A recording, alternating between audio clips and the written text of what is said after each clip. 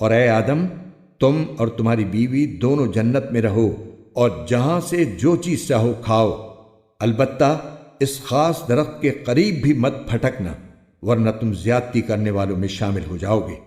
پھر ہوا یہ کہ شیطان نے ان دونوں کے دل میں وسوسہ ڈالا تاکہ ان کی شرم کی جگہیں جو ان سے چھپائی گئی تھی ایک دوسرے کے سامنے کھول دے۔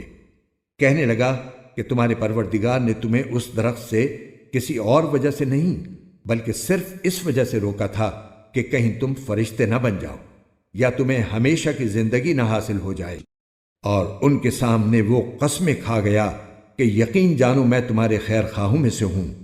اس طرح اس نے دونوں کو دھوکہ دے کر نیچے اتار ہی لیا۔ چنانچہ جب دونوں نے اس درخت کا مزہ چکھا تو ان دونوں کی شرم کی جگہیں ایک دوسرے پر کھل گئیں اور وہ جنت کے کچھ پتے جوڑ جوڑ کر اپنے بدن پر چپکانے لگے۔ اور ان کے پروردگار نے انہیں آواز دی کہ کیا میں نے تم دونوں کو اس درخت سے روکا نہیں تھا؟ اور تم سے یہ نہیں کہا تھا کہ شیطان تم دونوں کا کھلا دشمن ہے؟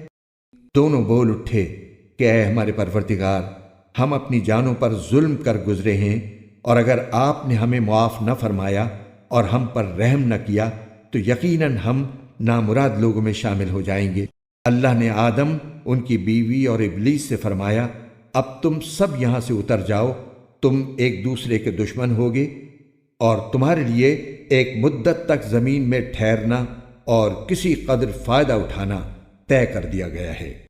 فرمایا کہ اسی زمین میں تم جیو گے اور اسی میں تمہیں موت آئے گی اور اسی سے تمہیں دوبارہ زندہ کر کے نکالا جائے گا۔